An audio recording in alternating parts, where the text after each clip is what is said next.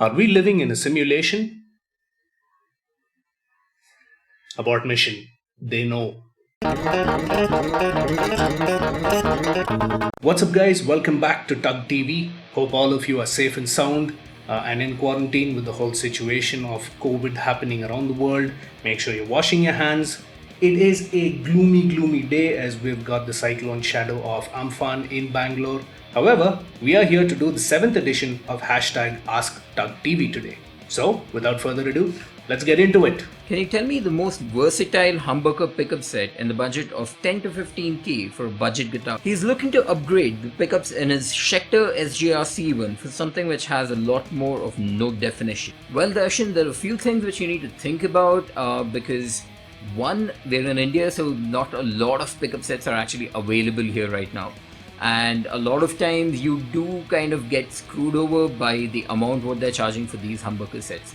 But I am going to take into consideration the market value of what it is on the US conversion, and pretty much for the genres what you had mentioned, which was more about, say, hard rock, metal and blues as well. I would say there are 3 sets of Seymour Duncan which would be best suited for this one.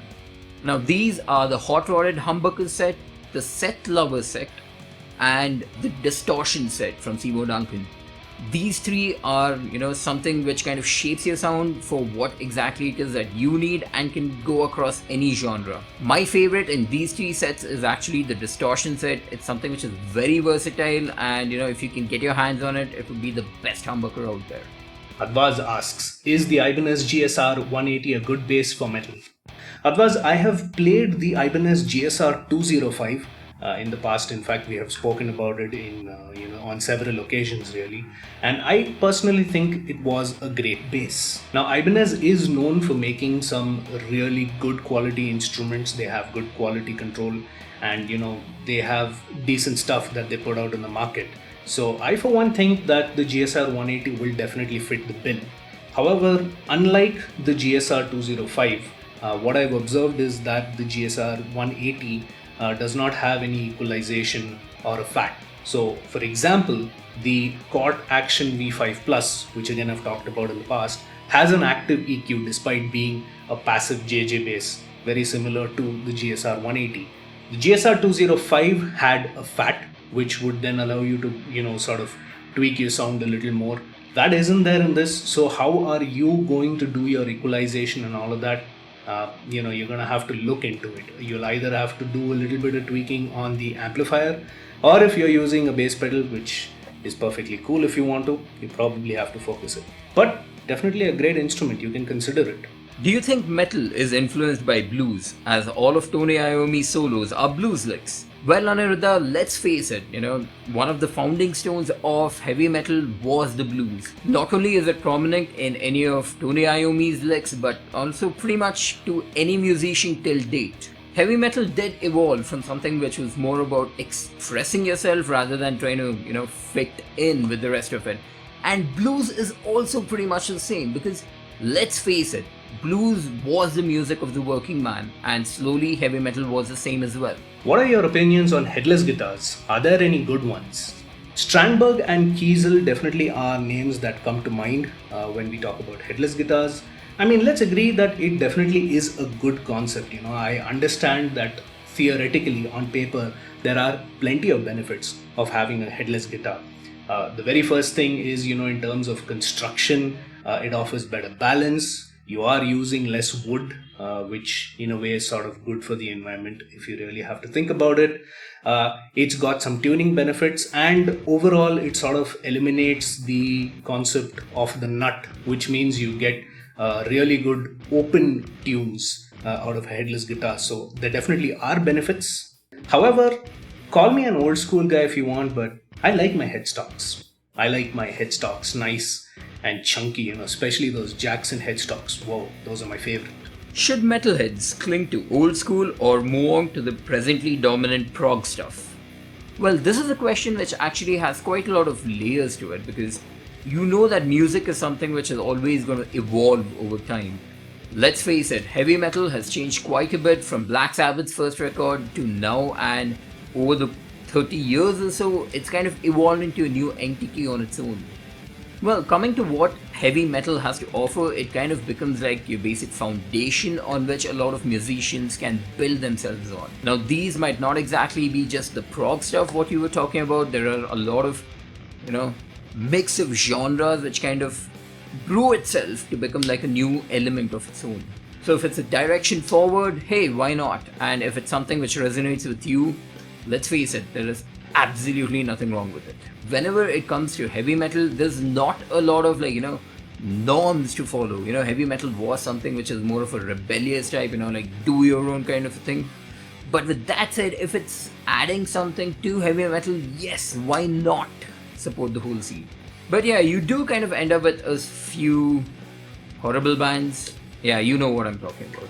Aditya Das asks us, which is the best electric guitar under 20,000 rupees? So Aditya, going by the list specifically that you have given me, if I had to select between these three guitars, unless you are absolutely particular about a Floyd Rose bridge, I would suggest you go for the KX300.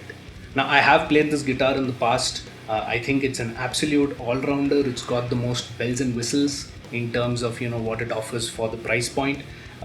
If I remember correctly, last it was available in Reynolds, which is on Brigade Road. So if you want to check it out, definitely look over there. And what I liked most about this guitar was in terms of its feel, finish, playability, and the overall well-balanced tone that it has. So those retroactive 77s of EMG really work very nicely for me. I don't remember what was the amplifier I played it on, just your regular sort of entry-level combo amps. But what I liked about it is it had a good balance between being able to emulate a modern tone, for metal, and at the same time you could get, some classic stuff out of it as well. So if you're looking to play both sides, I think it's a good fit.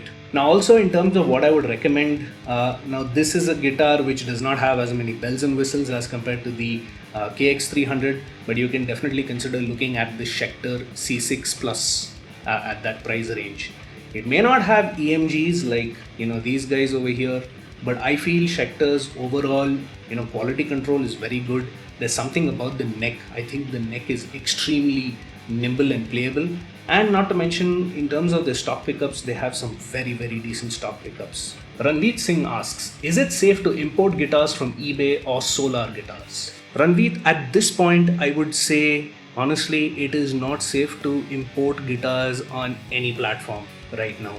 Two things you have to keep in mind if you are going to be ordering from an online platform or, importing it from somewhere else. It is going to change a lot of hands. Like there is going to be an exchange of multiple partners and shipping companies and all of that. Now I know this is a very small chance and you can definitely wipe down your product and all of that, but it's a chance nonetheless. You risk contamination. The second more important point I want to highlight is going by how volatile the whole COVID situation is. There can be an outbreak or a spike in cases anytime, which may simply mean that borders could close unexpectedly, and what that would result in is customs getting affected, and as a result you could either one end up with an indefinite delay. The second problem is, even if things resume, there will be a mad dash to have products delivered, and there is also the chance that your product may get lost in transit, or because of trying to conclude transit as soon as possible, there might be damage also to your instrument. I'm not sure that is a chance I would want to take on an $800,000-$900,000 Solar guitar. So that's my suggestion. I think as of right now, the best way to go about buying or importing guitars is definitely through your local guitar dealer. Simple point. Firstly, you can split payments up. You can have sort of an advance and then post payment depending on your equation with the dealer. And of course, if things should go south, you always have a neck to catch. Thoughts on Avenged Sevenfold and Sinister Gates in particular as well. This is a band which kind of pretty much had really good songs in the beginning, but then not a big fan of their later works. And coming to Sinister Gates, yes, he has some pretty tasty licks, but then the solos do kind of tend to become a bit more monotonous at times, because it's more about just running up and down the arpeggio.